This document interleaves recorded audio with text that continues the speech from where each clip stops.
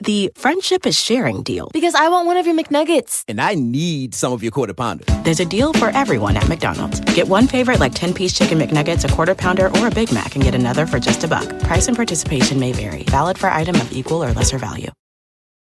Luxury is meant to be livable. Discover the new leather collection at Ashley with premium quality leather sofas, recliners, and more, all built to last. No matter how many spills, scuffs, or pet-related mishaps come its way, the leather collection at Ashley is made with the durability you need for the whole family. Shop the new leather collection at Ashley and find chairs starting at $499.99 and sofas at $599.99. Ashley, for the love of home.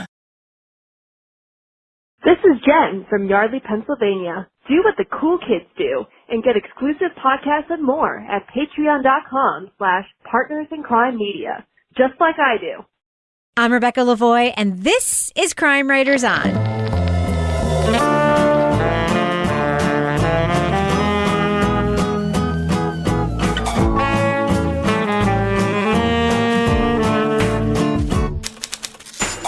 Crime Writers On is the original true crime review podcast that digs into true crime, pop culture, other podcasts.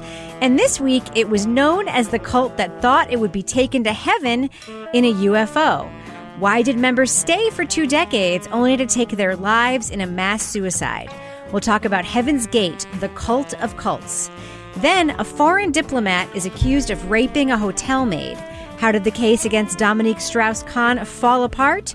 We'll review Room 2806, The Accusation, on Netflix. Joining me to get that done and more is my real-life husband and true crime co-author, former TV journalist Kevin Flynn. Hello, Kevin. Hello, Rebecca. Also with us is journalist, true crime author, former defense investigator, licensed private investigator, and certified cat detective, Laura Bricker. Hello, Laura. Hello, Rebecca. And finally, our captain of woke cynicism, even though he's not actually that cynical in real life. He's not actually a captain either. The author behind the noir novels known as the City Trilogy, who also wrote those books, host of the Strange Arrivals podcast, and our Patreon book club host, Toby Ball. Hello, Toby. Hello, Roboti. Toby, do you like how I just addressed all of the listener complaints about your intro just there in that one tight? That was very nice. Yes. We should, listener can you pointed clip out. it? We can just put it on Twitter. Listener pointed out that you're not that cynical because you send us gifts. True, you're actually not that cynical in real life. And they also pointed out that I say the author behind instead of the author who wrote, which I don't know why that's a problem. But anyway, I just wanted to fix it for the record. Okay. It's about time. Well, James Patterson is the author behind a lot of books. Right. But he didn't write a lot of them. That's right.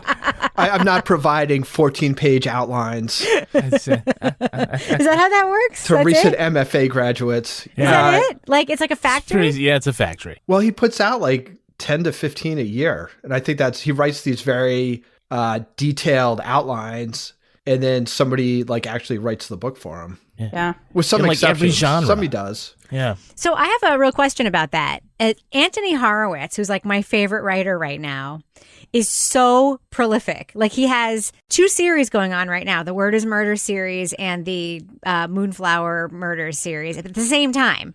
And he's also writing like TV scripts and young adult novels. And he actually writes The answer is cocaine. How does he Cocaine is the answer. Cocaine. I'll tweet him tomorrow and say ask him if that's true. I think like Nora Roberts legit like writes like 4 books a year. Yeah. Like, she just can pump them out. Yeah, but her books are shitty and his books are really good. Yeah, and his books are like clever. So how he comes up with that, I don't know. Yeah, and even like the Mayflower and Moonflower books have in them, there's a book inside of a book. So for each of those books, he's actually writing 2 books. It's insane. Anyway, so before we lead off, Kevin, we're doing something new tonight. We're meeting with our colleagues, like everyone else in America is meeting with their colleagues via video conferencing. On Zoom. Yes. Instead of spending all this money on expensive studio links. which is really expensive. We're like, well, why don't we just do like what everybody else does and we'll meet on Zoom? I'm paying $13 a month for this. We may as well use it for this. Mostly I pay for it because at my job, we have like 2 Zoom lines and everyone's always reserving them. And I'm like, why don't we just each get our own? It's like way easier. Yeah. You can have a meeting whenever you want. Anyway, so here we are. It's nice to see you, Toby. You look very nice in your vest. Thank you. Well, we couldn't even see each other when we were doing the Facebook video thing. I know. This is very different. It's very different. And it's good. You guys look very attractive. Laura looks very cold. Yeah, I'm wearing like this big bulky sweater out on the porch here. I just closed up the catio, so it's still a little chilly. It's like Brandon the chickens. All right. Should we start a podcast now? Let's do that. Yep. Leading off. The basic idea of Heaven's Gate was that you would chemically and biologically transform your body, becoming a next level alien. And then you would physically get on board the UFO, which would sail off into heaven. Most of the world learned of the Heaven's Gate cult in 1997. Its members believed they could get to heaven by taking a UFO. So dressed in identical outfits and sneakers, 39 people took their own lives when the Hale-Bopp comet approached Earth. This was a voluntary situation. They may or may not have been influenced, but we'll never know that. But at this point, this is considered a mass suicide investigation. But the tragedy was 22 years in the making, as its two leaders preached a mix of Christianity and science fiction to its long-standing loyal members in a cult that used little coercion and welcomed publicity. There's lots of rumors that there's a connection with the Charles Manson family, that these people are going to commit suicide by starving themselves to death. They're being connected with cattle mutilations. This is the biggest cult story in the country. Based on the podcast from Stitcher and Pineapple Street Media, the HBO Max documentary Heaven's Gate, The Cult of Cults, traces the group's founding in the 1970s through the internet age to explain the origins of the largest mass suicide in U.S. history. Filled with interviews from experts and former members, plus a trove of archival footage, the four-part series takes a serious look at a religious group dismissed as space cadets. Now, spoiler alert, we are going to be talking about plot points from Heaven's Gate, The Cult of Cults. So if you want to remain spoiler-free, go to the estimated time code in our show notes. And one other note for listeners, I understand that the end that this cult came to, this mass suicide, is extremely tragic. But we will be addressing some of the quirkier facets of the Heaven's Gate cult, and I don't want anyone to think that we don't think that what ended up happening. Comedy is mixed with tragedy. Yes. And there's a lot of absurdity. There is. And we will be addressing some of that because the documentary But it's also part of their legacy, exactly, right? So exactly. But go ahead. Yeah, I'm sorry. So, Toby, I know that you are very familiar with sort of the indoctrination methods of cults. It's something that you've studied and looked at. The thing I kept thinking when I was watching this documentary is that Heaven's Gate, unlike every other cult we've looked at, the Rajneeshis, even the Bikram yoga, like every cult we've looked at, the Nexium cult, there's always like a male leader and a female co-leader, which there was here. But there's also always a tremendous amount of isolation and exclusion. And the thing that struck me about Heaven's Gate is that it wasn't particularly strict. Like people were coming and going. Did you find that unusual? Well, I guess people came and went, but when you were there, it was fairly strict in that they were supposed to, they weren't supposed to be in contact with their families. And I guess at first, they don't spend much time on this, but at first it was kind of lax. But then they get these, what were they, like 17 rules or something? And it's really about, are you willing to be an individual in any possible way? Because if you are, we don't want you. Like when you take instructions, do you try to interpret them or just do them as they're written? There was a really interesting part where T dies. That's obviously a big blow because that kind of is counter to the narrative that they've been building. Yeah. And every cult needs a strong second in command woman. Like every successful cult has that. I swear to God, it's a thing. So Doe does that sort of unusual thing where he lets everybody leave and go back to their families or wherever they want to go, and then come back. And they almost all come back. But that's kind of an interesting thing, and it is a little bit different than most cults that they would give you that kind of freedom. And it's almost kind of like, what the Amish do in that... Rumspringa? Yeah. I mean, I basically know it through watching the documentary Devil's Playground. But it's like you go off for a little bit, and you figure out if you want to be Amish or not. Yeah. And so I don't know if that was part of it or whether he was just so devastated he couldn't like lead or whatever. But that was certainly different than the usual playbook. I mean, the thing that struck me was they would talk about, they reached out to ex-cult members who were still friends to ask them to do all these favors. And I'm like, what other cult have we ever looked at where ex-cult members are still friends? Like that to Not me being was hunted unusual. down by private eyes. Exactly. Yeah, right. Exactly. Now, Kevin, you also think it's an unusual cult, but for a slightly different reason. Around, like, they don't have like a person like who's not an autocrat. The leadership structure is different. I mean, it's obvious that Doe and T are the leaders, but it's not like this autocratic leadership that we typically see in cults like a Koresh or a Jim Jones or a Bhagwan.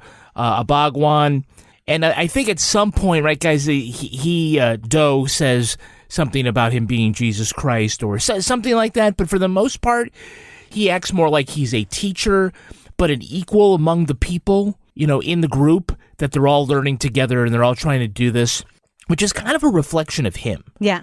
He has the craziest eyes, though. He does have the craziest eyes, and they all have these weird... Rebecca's chewing the eyes right now.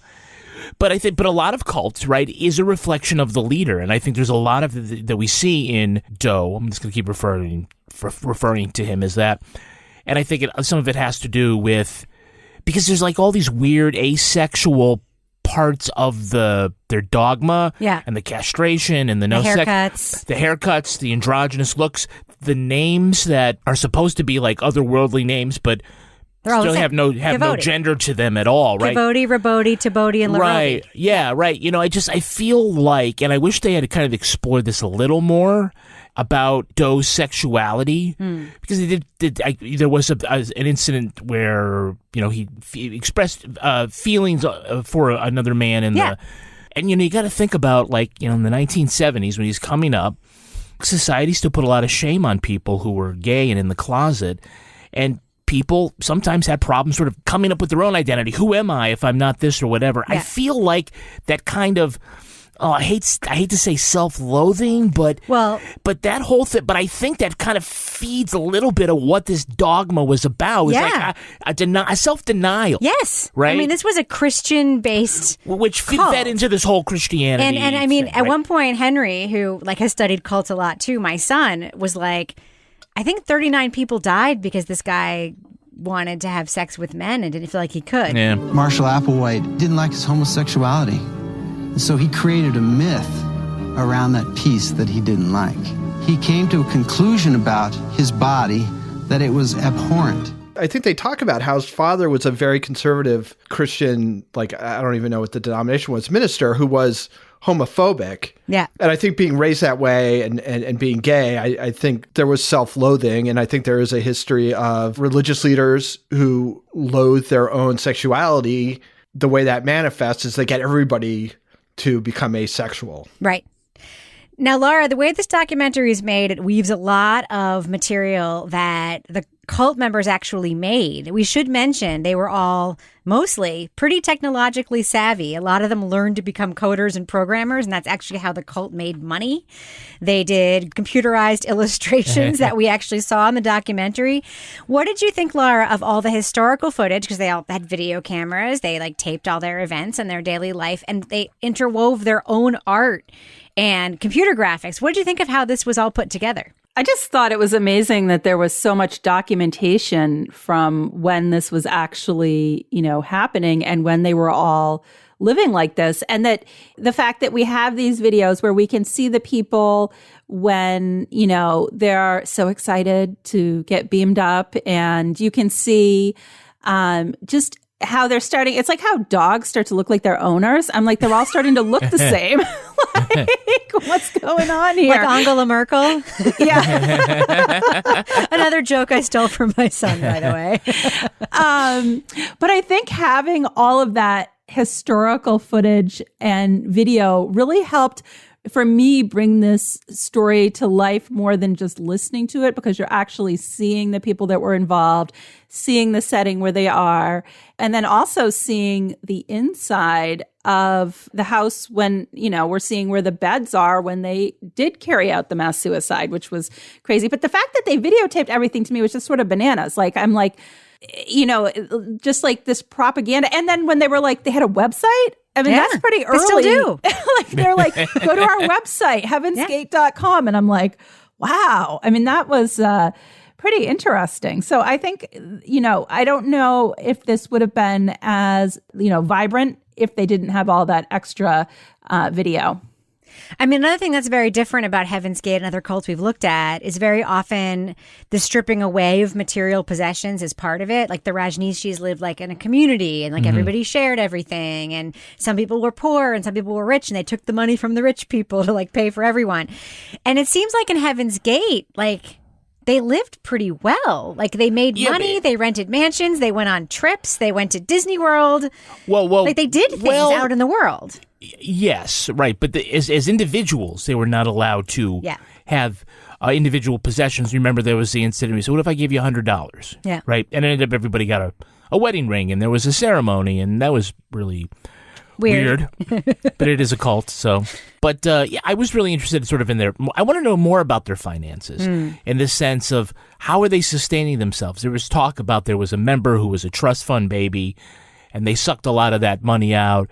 But also, they're also were renting like this $1 million house at the time of the suicide. They did that in succession. They rented a bunch of expensive houses. I mean, for the amount of time we spent sort of learning their beliefs, that I think we could have maybe got a little more to understand sort of logistically how they were operating. The bits and pieces of it, but I don't feel like I walk away knowing that. I don't know if I got enough of that.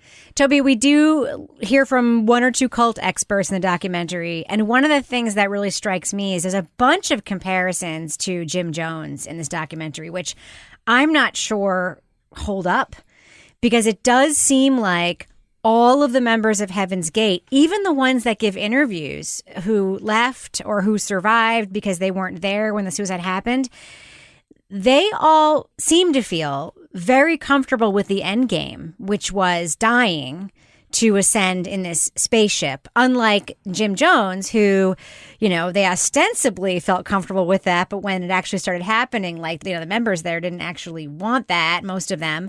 What did you think of that? I mean, how do you think this cult stacks up? And what do you think of the experts they included in the documentary? So I thought the experts, like the sociologists, I think it's super interesting to have like these sociologists who embedded themselves early on with the cult. That's sort of an unusual perspective to have somebody who's that sort of academically grounded and then also has first person experience. And has 3 months to give up to this. Let's go check out this cult. Yeah. Exactly. Beds, right? Yeah. And then you've got this guy who's like the quote unquote cult expert who goes from having like the groovy hair to the less hair later in life when they talk to him. And he, at first I was pretty skeptical about him, but the stuff he keeps to, he doesn't get too out in front of his skis, I guess, on that. But I mean, in some ways it's more like David Koresh, just in terms of the size that they're dealing with. Jonestown was like a town. I mean, there was like almost 1,000 people there. Yeah, I mean, like 900 and something people, yeah. And there's this whole journey they have to get there. What I thought was kind of interesting is I couldn't figure out, something's got to get people to join up to begin with. Like, before you can be sort of indoctrinated, you have to have that first sort of kernel of interest. And, with like David Koresh, it's clearly like he could talk the talk. Like he could talk about the Book of Revelation for like 6 consecutive hours and have these interpretations and even like biblical. He was charismatic. Scholars were like, wow, he knows a lot about what he's talking about. Jim Jones, when he started off, was sort of this radical desegregationist who was like having the first mixed race church, as you could glom onto that. This whole like Christianity and UFOs thing doesn't, for me, like, I don't know what your entrance is in that way. And it's not like T and Doe are like super charismatic themselves. Yeah. Towards the end when Doe's like talking to the camera, he's got all the special effects behind him. It's one thing, but when you show him in front of the library where the two of them are just sitting and they're like, well, it was like one of our author events at like a local library. And you see people like getting up and leaving, and then there'll be like a couple people like, oh, really? A UFO? Yeah. I mean, it sort of reminds me like that story behind it. It's sort of like weak Scientology, because there's also like a whole space alien thing with Scientology. And even in Mormonism, there's a thing that when you die, like you get your own planet or whatever. There's like some celestial, but it does seem like they don't really, at least we don't see the case that they make. And it does seem like very few people actually end up signing up. And I found myself wondering, are people that signing up are people who just are really unhappy and like long to die? I mean, that is a thing. That is part of our society is a lot of mental illness that sort of points people to like they're desperate to die. I found myself thinking that. Laura, what did you think? Well, the thing that stuck with me, I'm watching, is the fact that these people were there for 20 years. Yeah. I was just, it wasn't like they signed up. I mean, this was a long time. And so I kept thinking, what makes you stay somewhere like this for 20 years? Castration. Oh, jeez. And that the nocturnal emissions chart. All right, let's just talk about it. There's a whole episode of this documentary. The emissions chart is awesome. Devoted to inability to masturbate as being a rule. And actual castration of one of the members. That Sawyer, who is our ex-cult member guy who sort of leads us through, apparently still believes. Yeah, that but was likes wanking it too much to stay. So it was done, but then Sorority's testicle sac started to get bigger. And, it was getting a little iffy. And Sorority started to moan. And those said that he did a terrible thing. Laura, what did you think of that whole thing? I mean, it's not the first time that we've heard about, you're not allowed to have sex with, like David Koresh, basically they were only allowed to have sex with him and they weren't allowed to have sex with each other, even if they were married. But these people were just like, it was like celibacy, no spanking it, and actual castration. Thoughts? Yeah. Well, it was kind of fascinating because, you're partnered up with whoever your pair is, which could be, same sex, opposite sex, whatever.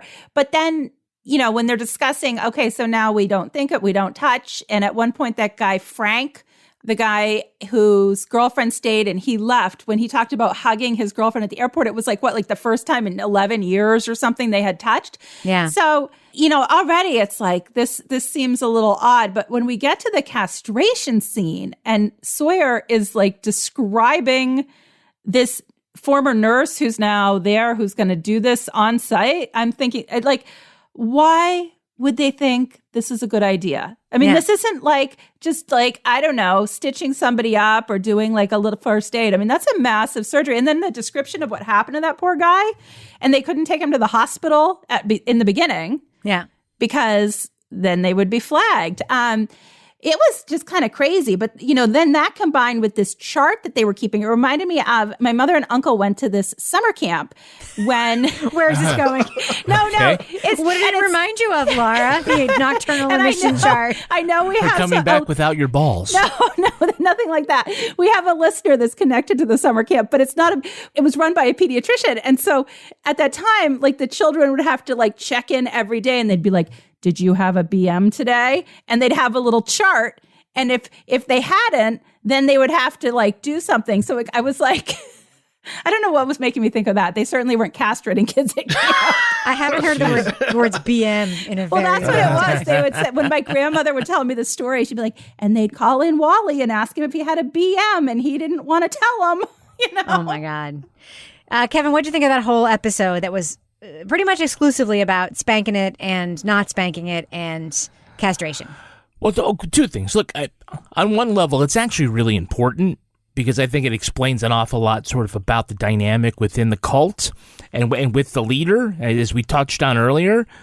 But not only does Sawyer, or what's his name? Sawyer. Well, what's his cult name? Sorority, or whatever it is. I mean, it's basically your first part of your name. I got to tell you, our dog Briscoe has the best one. Briscotti. Briscotti. It's great. Yeah. It's really good. Henrody, Kevody, Rebody, Tobody. I think Tobody. Tobody's pretty good. That's great for Tobody ball. And it's the right amount of letters. Well, I think talking about the castration, I don't want to say it went on too long. It went on too long. Maybe it's because I'm a guy and I'm thinking about it a little. Maybe I'm a woman, and it went maybe on it's too long. resonating in a different way for me than it is for you. But then you also have the animation, and I really like holding the ball. I really did like the animation throughout. And then they get to talking about this scene, and then, if you remember, dear listener, if you've seen it, they're talking about his recovery. You see a little, stick figure in the bed, and his knees are crossed like he's, oh, God. Yeah, it's not and good. They threw the balls in the river. Yeah, they just they panicked. They panicked. Wait, get rid of these. Get rid of the evidence. But Sawyer, Can you get prints off those things if they're in the water? I found Sawyer to be so... They already look like they're shriveled up. I found Sawyer to be so earnest. I mean, he seemed very sad Yeah. that he did not go with them. Yeah. And he's telling the story, and he's like, and then we had the ball. I mean, the testicle. Yeah. Toby, what did you think of that guy's musical skills? And what did you think of Sawyer generally? He was rocking the alien blues, that's for sure. I was hitchhiking down to Texas one time.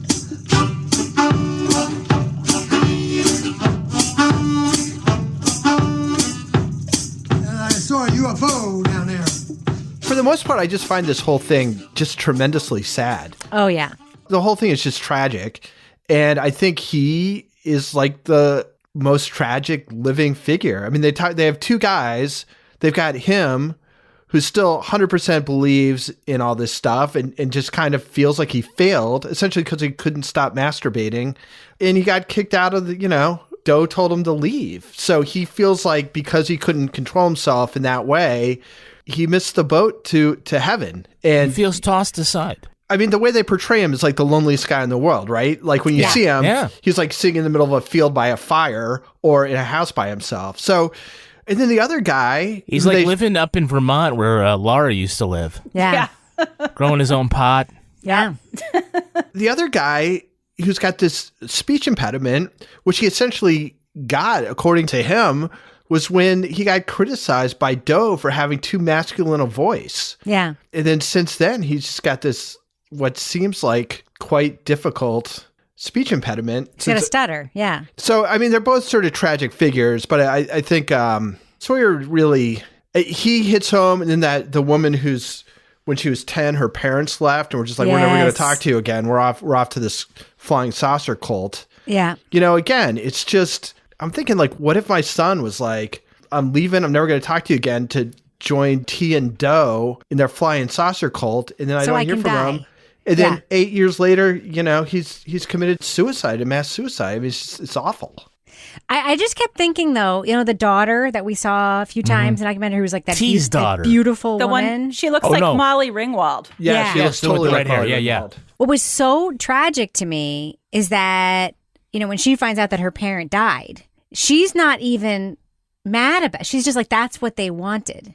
Like, there is something about this. The reason I think it's incredibly sad is that there doesn't seem to be, even among the surviving members and the surviving family members, except for T's daughter, who's super pissed, which I do not blame her for, because she says her mother maybe wrote her some stuff that wasn't quite in line with what Doe later said. But it is incredibly sad to me because it really does seem like even the family members of these people have just kind of accepted, like, he or she or they wanted to die, and who am I to say like they shouldn't have what they wanted? Like the man who shot himself after the mass suicide, it's terrible. It's so sad. But then again, nobody is we're not getting the same kind of stuff you usually get around suicide, which is like, right. You know what I mean? Well, this though is connected to brainwashing, which is part of most cults and is part of this cult, to the point that even the folks that left for different reasons, they weren't excommunicated,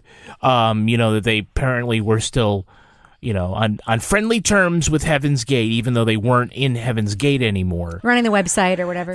That there were a few of them, tragically, that after they heard about the suicide, they saw it not as a mass suicide. They saw it as their co-members did graduate. Yes. And believed that they were on that UFO trailing the Hale-Bopp comet, and now I have to do that. I'm going to miss my chance if I don't also do the same thing and take my life. And people did. And it was just tragic upon tragedy. Yeah, it was very sad. And that Sawyer guy still seemed to feel like they were there and that they were waiting for him there. Yeah. At the end, when he said that, I was like, whoa. Sawyer's got to love himself. Sawyer could really in more ways than one. Yeah, Sawyer could really use the help of a professional counselor. That's all I kept thinking the whole time. He could use a real helping hand. All right. Well, I think we should do what we do.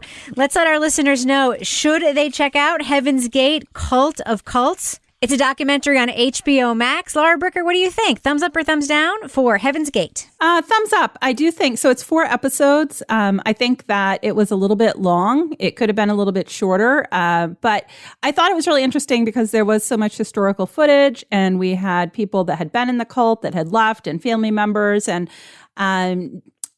just to hear them singing their little song from The Sound of Music, I think is worth watching it. Yeah, that was really something. That was some cultural appropriation there that they did there. Yeah. Tobo, what do you think? Thumbs up or thumbs down for Heaven's Gate, Cult of Cults? I got kind of mixed feelings. I don't know if it's just sort of the time that we were watching this and all things seemed sort of unsettled or whatever. But when it was over, I just felt very, very sad. Yeah. In a way that, like, we watch a lot of kind of sad and depressing stuff, but this just really, I felt very depressed afterwards, which makes it hard for me to totally recommend it if that's going to be the outcome for other people. It's interesting. It's got really good archival footage. I think they do a pretty responsible job in not being really exploitive or sensationalist.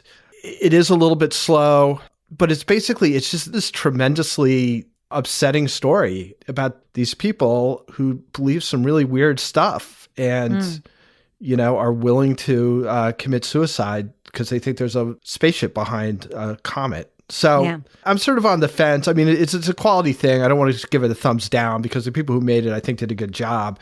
It's just the story is so troubling that I had a hard time with it. So thumbs up, I give it a thumbs up for quality and a thumbs down for my mood afterwards. Got it. Okay. Got it. Kevin Flynn, what about you? I'm going with thumbs up. Not a huge thumbs up, but it was some good storytelling here. I like Laura. I think that it might have been padded out a little bit too much. Episodes 1 and episodes 4 were really compelling. Not that the stuff in the middle wasn't good, but to kind of meander a bit as we're learning, more about the beliefs and cults and things like that. I don't know how much it was really adding. And also, this is an example of another podcast which was, optioned for its intellectual property, rights and made into something for the screen. Some of our friends were on the executive producer list. Yes. And so when I compare it to, and I always am kind of hesitant to compare similar, podcast documentaries because we've had a lot of those. I do feel like, that it followed sort of the idea of the podcast, those 10 episodes, pretty closely, just sort of with new interviews. So, overall, like I said, I'm a thumbs up. I think the podcast might be a little better, a little more concise for the, not that it's shorter, but that I think it has, more quality stuff packed into its minutes. Yeah. So, still something worth watching.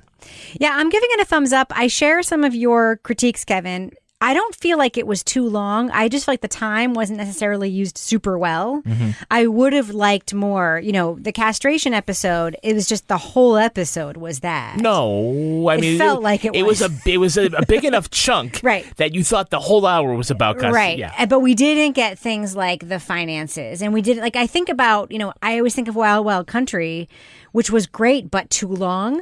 Mm-hmm. Because there was too much detail about how they did things logistically. There was very little detail about how this cult did things logistically, which was only interesting because of what this cult was. They were successful professionals with skills who had money and were doing all this. So I would have liked a little bit. I would have liked a little bit more of that. And a little bit, maybe less of some of the sort of lengthy Sawyer interviews. This could be cut down a little bit. But that being said, I agree with Toby. It's a very, very sad story. And as Laura pointed out in her notes, it's times of great social upheaval that cults like this come to be. And I found myself thinking over and over and over again while watching this that we are ripe right now for a new Heaven's Gate. I really feel that way. And, I think it's relevant in that way. So it's well made, generally speaking. Thumbs up. Want the same expert advice you get from the pros in the store while shopping online at DiscountTire.com? Meet Treadwell, your personal online tire guide that matches you with the perfect tire for your vehicle. Get your best match in 1 minute or less with Treadwell by Discount Tire. the friendship is sharing deal. Because I want one of your McNuggets. And I need some of your Quarter Pounder. There's a deal for everyone at McDonald's. Get one favorite like 10-piece chicken McNuggets, a Quarter Pounder, or a Big Mac and get another for just $1. Price and participation may vary. Valid for item of equal or lesser value. Luxury is meant to be livable. Discover the new leather collection at Ashley with premium quality leather sofas, recliners, and more, all built to last. No matter how many spills, scuffs, or pet-related mishaps come its way, the leather collection at Ashley is made with the durability you need for the whole family. Shop the new leather collection at Ashley and find chairs starting at $499.99 and sofas at $599.99. Ashley, for the love of home. Me. So, Kevin, here we are. You hear the music. How does that go? So we are in the business section. Kevin Flynn, if folks want to support this podcast on Patreon, what will they find there right now? Well, they're going to find the latest Crime Writers on After show. In which we talk about... remind me what we're talking about. Our pandemic handicrafts. Oh, okay. And we're also going to talk a little bit about how this show went. That's right. We're going to give our own show. It's going to be thumbs a up or thumbs down. show. Yes. And a few other things that we will discuss along the way. Yes, I also have a follow-up on the New York Times Andy Mills thing. I have a follow-up detail that I want to share with you all. Oh, okay. All right. What else? So Rebecca spills the tea. Also, we have a new episode of Laura Bricker's Leave It to Bricker, in which Laura goes on an owl prowl. Nice. And coming up later this week is our latest episode of Married with Podcast. And we have a question from a listener who has painful intercourse. I have been waiting for this question the entire time we've been doing Married with Podcast. Fantastic. Wow. I am all about the difficult sex question. And Married with Podcast, of course, it's me and Kevin's and my advice podcast, in which we talk about mostly about relationships, but about other things too. It's fantastic. If you want to ask us a question, email us at marriedwithpodcast@gmail.com. So to find out the answer to that question, you have to join us on Patreon by going to patreon.com/Partners in Crime Media. Right now, you can get a monthly subscription, but if you sign up for a whole year, you'll save 10% and you'll get a telephone call from one of the 4 crime writers. It's like basically your full-time job now, calling people. I know. I got the international telephone bill. Yeah. I was looking at it like, oh, God, we're losing so much money calling the Netherlands. You're fine. But we love the folks out in Europe, and I'm getting up early to make my Australian telephone calls. And yes. We're all meeting great people. So. Do you know what I just realized that drops the same day as this show that we're recording right now? What? The next episode of I'm Not a Monster, which I'm literally dying to listen to. Anyway, I just realized. I don't think you know what the word literally means. I am dying to listen to it. Okay, figuratively. Dying to listen to it. It's a Heaven's Gate All right, thing. Kevin, Yeah, before we move on and end the business section, do we have any Patreon patron saints of the week this week? Our Patreon patron saints include, and this continues my streak of Jennifers, Jennifer Beasley and Moira McClellan. Wow, 27 bless you. Jennifers. I'm going to go for 27. We have at least 27 Jennifers. Do you want to bless you again just so it's not interrupted? Sure. Bless you. All right, and thus ends, Kevin Flynn, the business section. Moving on. 911 operator 1505. Hi, I want to report a sexual assault. He was predicted to be the next president of France. She was a new American from Africa working as a hotel chambermaid. When New York City police arrested Dominique Strauss-Kahn for raping her in his hotel room, the story shook 2 continents. I wanted him to stop. He was like a monkey, an animal. That's how he pushed me inside all the way to the back next to the bathroom. In France, where political conspiracies and libertine attitudes about sex prevail, Strauss-Kahn was defended. And in the U.S., where money buys the best defense, the accusations of rape were spun into innuendo and blackmail. Dominique Strauss-Kahn was going to be accused of a very serious crime against a poor woman, poor immigrant into this country. I know by this time this is going to be a major international story. The Netflix series Room 2806, The Accusation, looks at what happens when one of the world's most powerful men must defend himself from a working-class woman of color, and how politics, the media, and their own pasts complicate the investigation into the politician known as DSK. DSK. Now, we are going to be talking about plot points for Room 2806. So to remain spoiler-free, go to the estimated time code in our show notes to hear our thumbs up or thumbs down review.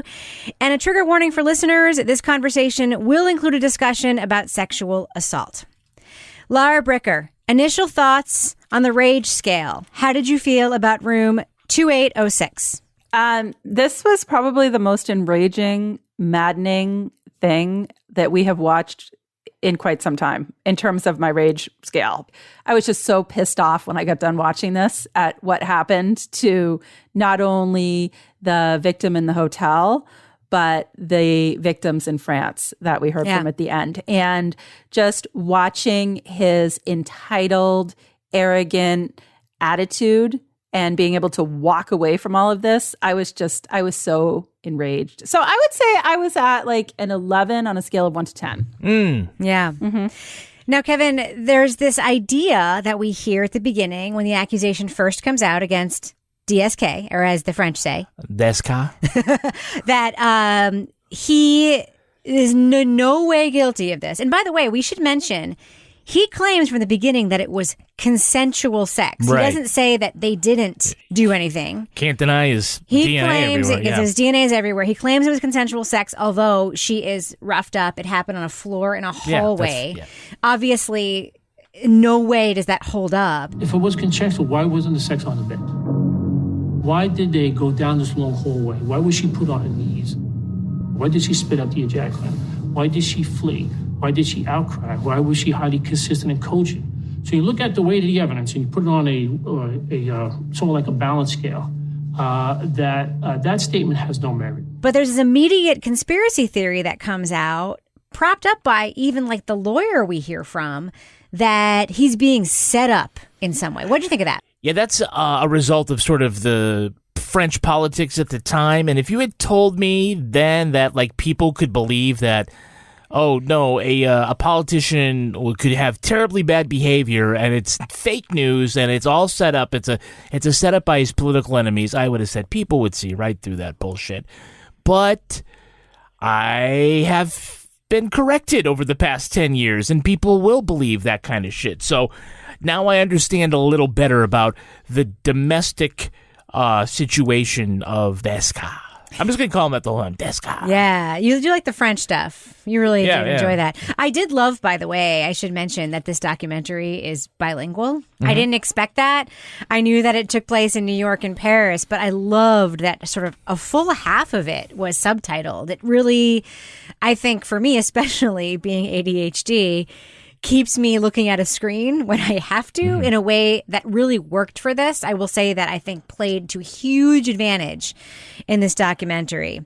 Now, Toby Diallo, who's subject to the documentary, I will say her interviews are compelling. They're convincing.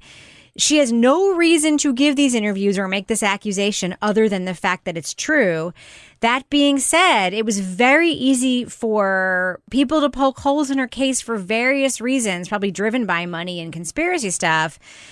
But I don't know if the documentary necessarily did a great job sealing those holes and saying, this is why this was wrong, this was wrong, this was wrong. What do you think about that? Yeah, well, I think given the opportunity to explain those things, like the people who are supposed to be defending her don't really do a very good job. I agree. So it's like the thing where the guards are like jumping around and hugging each other and doing little victory dances. It's like, well, they were celebrating a big sports victory. It's like, A, that doesn't ring true to me. And B, they did a little digging and there wasn't any big sporting event that these guys would be getting all that jazzed up about. So it's like, well, what's going on there? This video is truly, for me, a moment of, wow, we just did the right thing. We feel good about doing the right thing, of protecting that employee 100%. That was weird. That didn't sit well with me either, Toby. Yeah, but that nobody's excuse rang true. But that doesn't imply that but there's a weird thing about that, and I'll just say this. The guy celebrated without her. Right. So it wasn't like... Oh, I don't think anyone believes there's... It wasn't like the three of them were high-fiving she and the two guys about, we've got it now. It's weird. So there's another thing. So when they're trying to be like, oh, well, she wasn't... What, you think she got brought over from Guinea and then came to New York and got this job here just so she could set up DSK? It's like, I don't think anybody thinks that. I mean, I think the theory of the people who are defending DSK is whoever's trying to set him up probably cast around to see who working there would be willing for a bunch of money to go up there and have sex with him and then accuse him of rape. Like that's their theory. So setting up some straw man, sort of something that nobody believes, again, it's just kind of weak. Again, and I 100% believe her. That's what happened. You know, I'm not going to blame her for lying to get to the United States from a place where she was, a refugee or whatever. You do what you have to do to get there. And the idea that that's held against her is ridiculous. My sense is that the people who are in her corner probably were not doing a good enough job to convince other people that they should take a chance on the case. Yeah. And then you have like the fact that the detective is friends with DSK's private detectives who are working on this stuff. So, I mean, it was a bad situation. I mean, I did find it strange that, I mean, they had one of the head of security guy as an interview subject in the documentary. And the hotel security? Yeah, they didn't like really dig into like what was going on. They didn't this is the reason why I love that Michael Jordan documentary so much. What's it called? The Last Dance. Yeah. Because they do the thing where they show Jordan the iPad of the footage and they say, tell us what's happening there. It is the most brilliant documentary device I have ever seen in the last like couple of years because you get the person's thoughts, but you get the person's thoughts on what they're seeing, not on what they remember. So I think that if they had done something like that with the hotel security guard, they could have gotten like he could have said something like, I don't remember, like, I don't know. Or he could have said something like... Well, that isn't who they No, I know the that. Head wasn't yes, I know that. But like, I think there should have been something like that to sort of be like, what do you think of this? What do you think of that? I don't believe that those guys were celebrating, that it was a setup and that's what they were celebrating. What were they celebrating? I think it's something completely different. Yeah. Not completely different. I think they said something probably very roguish. Yeah. And insensitive about her. Maybe. You know, about, something that you wouldn't want to repeat. They were douchebags? Yeah. They were being douchebags for something completely different about the situation. That's a good theory. And that's why, I mean, that's my theory. When I look at a bunch of dudes, I'm like, of course, they made some blowjob joke or something like that, and they don't want to be caught about it. But I don't think they're like, hey, man, our plan to take down the 8th most powerful person in the world is 11th is going so well. Yeah, yeah. Now, Laura, there is, I think, an undeniable power differential between DSK and Diallo. Like, maybe the widest we've ever seen in a case like this. Yeah. Can you just talk about that a little bit? Yeah, I think that was one of the things that stuck out to me watching this is a theme that we've seen a lot over the last few years, but not quite as starkly as this in terms of the political clout that DSK had when this happened, in terms of, you've got this extremely wealthy and politically connected, internationally recognized man who's married to this woman who is extremely wealthy. So much so that, what did they say? He had like $7 million in his bank account or whatever it was. It was like some crazy amount that he just had already at his disposal to post bail. And then we have this woman who's riding the train over from probably one of the poorer sections. The Bronx. Yeah. And, and you see these, I don't know if it was actually a shot of her apartment or if it was like staged, but this very stark interior of what is, shown to be her living situation. And which she, by the way, we should mention, was proud of. I mean, she came here. She had a job that she loved. Mm-hmm. She felt safe and comfortable where she lived. And it was clearly like in, either public housing or assisted housing in the Bronx. But she wasn't complaining about how poor she was. She was at a point where she felt proud, like she was in America trying. Yeah. But then she was up against, as you say, Laura, like one of the most powerful people in the world. Like, that's impossible, right? Yeah. And it was like, there was just no way even, and I was like amazed watching this, that she went forward with making the charge, with reporting what happened, despite all of that, because, like, he's got the best defense attorney. He's got, all of this at his disposal. But it reminded me of, things we've done about Harvey Weinstein and Jeffrey Epstein, especially in the Epstein documentary that we watched, where, they had the drone footage of the girls that were his victims coming from the trailer parks and coming to work in his house. And it was like that same dynamic, but, in this case, not going willingly, obviously. Right. Except at the end, where we do then hear from the woman who had been working as a sex worker, who had been invited to one of these parties that he hosted in his hotel room. And we hear, again, just this like sense of entitlement that he has, and how he's just like making chit chat. Like, this is like totally normal. But then when you hear that contrasted with just the brutality of what happens to her, and again, she's like, I needed the money. That part bothered me so much watching that. I just felt like nothing sticks when he is called out for his behavior. And I was just like, That's the thing I kept thinking, Laura, was he was called out for his behavior at work. He was accused of sexual harassment, and he was under investigation for it, and the board or whatever, the IMF cleared him. He was called out by professional women who encountered him, that young reporter who interviewed him and was sexually assaulted by him, and then her mother went public. Sex workers who say he was abusive to them. There's no reason to believe that this hotel maid would have had a different or not worse experience. I know that you thought a lot about the power differential and how that sort of played out in the press, right? Oh, yeah. You're right. The power differential cannot be overstated. You have one of the most powerful people in the world, and one of 11th. I think they said 8th or 9th. Right? I don't know. It's in the top 10. It was very specific. But, the other person in the equation is somebody who is, for lack of a better term, is a nobody. Yeah. She's a maid making $25 an hour. Yeah. She has no power whatsoever. And it is already, we know, so hard to get a conviction on a case like this, because it is a weak thing to say, but is somehow extremely effective to say it was consensual, or I didn't do it.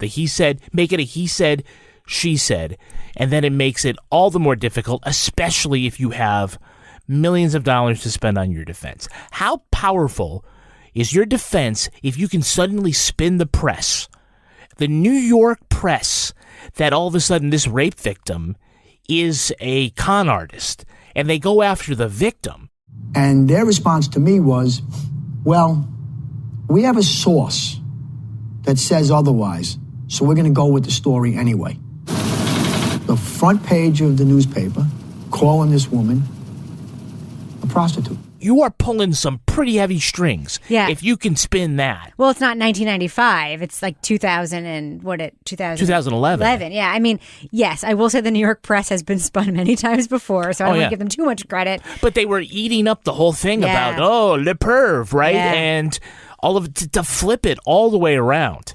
Toby, I want to ask you about the French political ambitions of DSK and the way that plays into all of the hand-wringing around how he was, I'm doing quotey quotes, treated by the cops after being accused of, let's say it again, a violent rape of a stranger in a hotel room. And there's all this hand-wringing about his political clout and his ambitions being foiled and his perp walk. What did you think about that? It's pretty similar to stuff that we've talked about in the U.S., right? Where there's such a different justice system for, the wealthy, and particularly the wealthy and Caucasian. What I thought was kind of interesting, though, was when they do talk to, like, especially his buddies in France, like, there's this class consciousness that is different than the U.S. class consciousness. And so, like, we have, like, what's his face in The Jinx, Robert Dersh. Like nobody's like, he really harmed the rich people of the U.S. or whatever. Yeah, it's like, no, he's just a eccentric weird freak. Europe is different because you're talking about money and it's old money, right? And there's, it's a long system of having classes, And so there's that one guy, one of his buddies is like, he seriously harmed the political class in France. It's not just this thing with a rich guy and a poor woman. It's like some kind of costume drama that you'd see on, HBO or something, where it's really this sort of thing that's taking place among the upper classes, and how's it going to affect like his relationship with his wife. And of course, all these powerful men have got many mistresses or whatever. Like that's to be expected. I don't know why you Americans have a problem with it. Yeah. The issue is that he's abusive. We should point out the current president of France is married to his teacher who, when he was in school, they call it an affair with.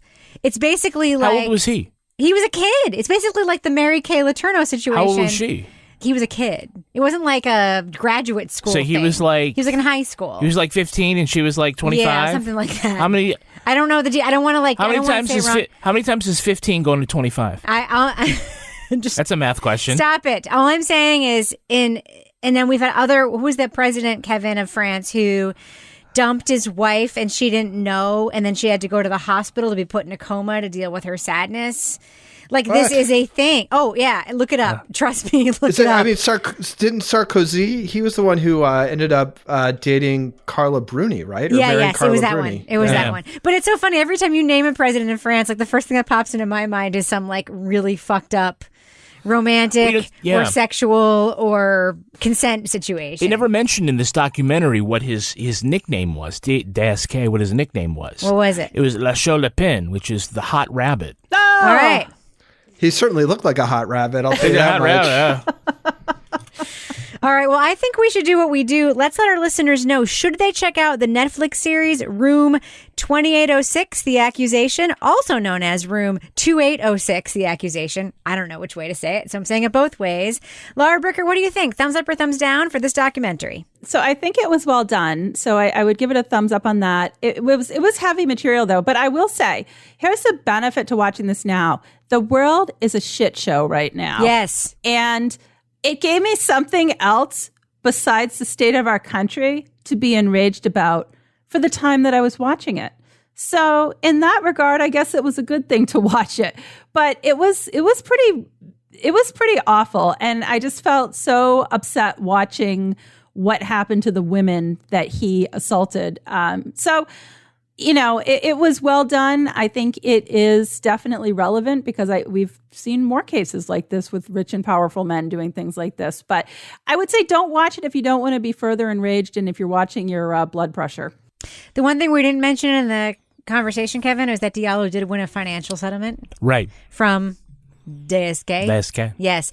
Toby, what about you? Thumbs up or thumbs down for Room 2806 on Netflix? I'll give it a thumbs up. I mean, I think one of the interesting things that we didn't talk about, which I don't think is sort of intentionally in it, but it kind of stuck out to me, is that it shows you the imbalance just in the, I don't know if it's the brain power or the savvy or whatever that was available to the two sides. Because when you see the interviews with DSK's lawyers versus the interviews with Diallo's lawyers, who I think are probably good lawyers and smart people or whatever, but you could just see that they're kind of out of their depth, it seems. Yeah. I mean, they either had a poor hand given to them or they just didn't have the resources to do better or whatever. So when you watch it, in addition to all these other things that set up a situation where it was going to be very, very hard for her to win, when you see the people that they were working with, like, I just feel like that's going to be a bad match. So, yeah, I mean, it was pretty good. It's not, I don't know, out of 10, I would say it's like a 7.5. So that's a solid thumbs up. What about you, Kevin Flynn? Yeah, I'm going thumbs up. I think it's an interesting look at a scandal that happens, in sort of two interesting places and times where you have France has this attitude about being rakish and having no morals around sexual activity or sexual impropriety or sexual assault. And then you have a powerful figure there. And then the U.S. justice system and media ecosphere. So the whole thing coming together, it was an interesting look back, enraging. Thumbs up to Nafi Diallo for stepping up and owning her truth and telling her story in this. I think it was great to hear from her. We never hear from Deska because he's guilty. Because he's guilty. There you go. His lawyers won't let him do it. He just is. Yeah, they said you've done enough. So listen, that's not my opinion. It's true. So, you can sue me if you want, Deska. Go for it. Yeah, he's got the lawyers. We know that. Anyway, yeah, I think it's a rage walker. Thumbs up. Yeah, I really liked it too. I think that sort of the bilingual aspect of it, as I mentioned, and the fact that it takes place as really dual stories in this one crime committed in the United States, played against the international financial stage, which is not nothing. I mean, if you really kind of understand global politics, the IMF is one of the most powerful institutions in the world. It's more powerful than the UN, probably. They put the MF in IMF. And, playing on the world stage, but then also, Kevin, you mentioned, laissez-faire attitudes toward sexual indiscretions in France. I think it's more laissez-faire attitudes just towards sex and it not being important, like whether or not people, like to have multiple consent. But in that background, there's a rape. Right. Yep. And that is different than being somebody who's okay with someone having a girlfriend on the side. That is very fucking different. It ought to be.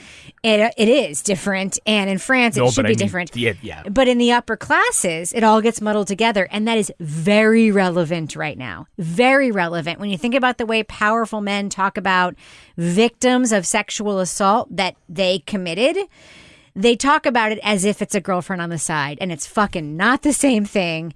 And that's why I really have to give a strong thumbs up for this documentary. I really liked Room 2806, so big thumbs up for me. Want the same expert advice you get from the pros in the store while shopping online at discounttire.com? Meet Treadwell, your personal online tire guide that matches you with the perfect tire for your vehicle. Get your best match in 1 minute or less with Treadwell by Discount Tire.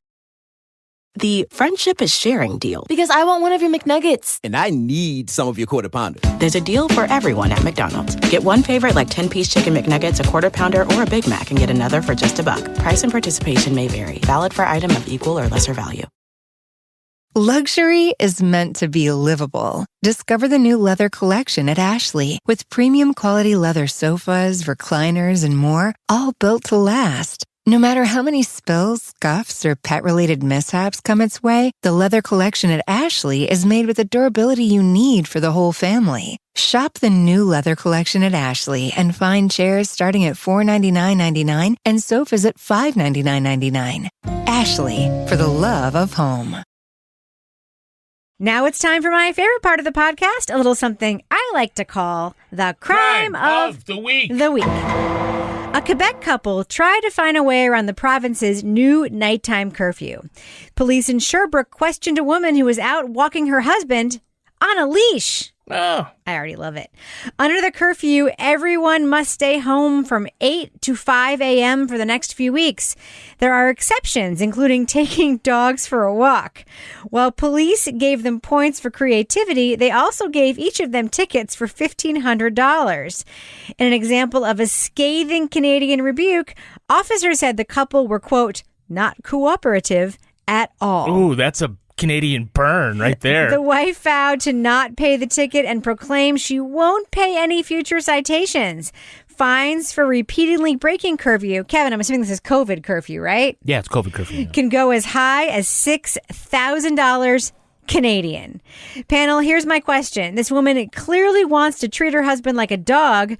What trick should she teach him? Laura Bricker, what do you think? To put toilet paper on the roll when it's used up, and to put it the right direction.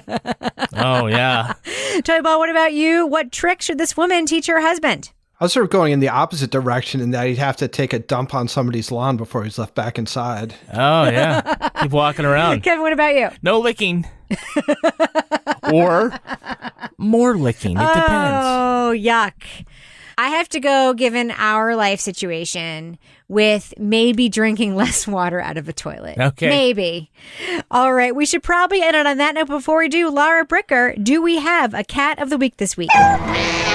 We have a dog, a corgi. Thank God. Yes. I love the corgis, and I also love dogs. I love corgis too, actually. That's a dog, and I've talked. Because they look like cats with the stand-up ears. Yeah, and Ken's like, no corgis. I'm like, they're so cute. So this corgi comes to us from Mary Locke, and she sent it in and said, a little palate cleanser for the day. This is corgi named Darby. She is my constant work from home companion. Whenever the anxiety from everything gets too high, she becomes a foot warmer who doesn't leave. She also has the worst gas of any dog I've ever had. Here she is with her favorite toy, Rabbit. And she... Does one sentence lead to the next? Something like that. Oh, I don't think you can see it. But anyway, as the world has been just insane for the last week, I don't know about you guys, but my animals who are my work from home companions have taken on a new level of like therapy animal importance. Yes. And there are a lot of days now where I sit at the window with the cats in the morning and watch the birds because I'm like, I think I'm just going to become a cat. It's a lot less stressful. So, Laura, I know that this is usually when I start the credits, but can I just tell you a quick story that will underline the story you just told? So my therapy throughout the pandemic has been going for a long walk every morning with our dogs. Depending on the amount of time I have, it's either, 35 minutes or 2 hours and 35 minutes. Yesterday, we were on a trail in the woods in my favorite park in town. And Stuart was eating something that clearly he shouldn't be eating. They had that furtive look that dogs have. I went over to him and he had in his mouth a dead, frozen, completely intact frog. So I grabbed it out of his mouth, as you do, tossed it into the woods, at which point Briscoe, our 1-year-old puppy, ran after it like a ball and swallowed it in one bite. That is why dogs and pets are the best companions for the pandemic and for coups, because they just make everything seem unimportant. Laura Bricker, if folks want to reach out to you to sell you their pet or farm animal or neighbor's pet to be cat or dog or animal of the week, how can they find you on Twitter? At Laura Bricker. And of course, you can also put them on our Facebook group or email us at crimewriterson@gmail.com. Toby Ball, if folks want to reach out to you and confirm that Tabodi is in fact the most superior Heaven's Gate name, how can they find you on Twitter? At Tabodi Ball NH. If only. It's at Toby Ball NH. Kevin Flynn, if folks want to reach out to you and say, hey, can you record the Zoom next time so we can see how great your facial hair looks these days? How can they find you on Twitter? I'm at Kevin P. Flynn. And if you want to follow me on Twitter or Instagram, you can find me at Reb Lavoie. You can also follow the show on Twitter at Crime Writers On, and I encourage you to join our amazing community in our official Crime Writers On Facebook discussion group. We also have a regular old Facebook page, by the way, but that's not as important as the group. Please support this show if you love it at patreon.com/partnersincrimemedia. It really does help us stay in business. You will get the Crime Writers On After Show, Married with Podcast, Toby Ball's Deep Dive Book Club podcast, and Laura Bricker's Leave It to Bricker podcast. Our theme song was composed and performed by Ty Gibbons. Our line editor is the extremely handsome Get Better Soon, Olivia Burdett. Our executive producer is Kevin Flynn. This show was recorded in the Yoga Loft above the Bodega in Bay St. Louis, Mississippi studio, otherwise known as Studio C, the closet in our New Hampshire basement, where castration has been threatened on more than one occasion. On behalf of all the crime writers, thanks so much for listening. We will catch you later. Cocaine. Cocaine's a hell of a drug. All right, should we go ahead and start a podcast? Yeah. Let's do it. I'm Rick James, bitch. Deep cut. Johnny Murphy. Slap.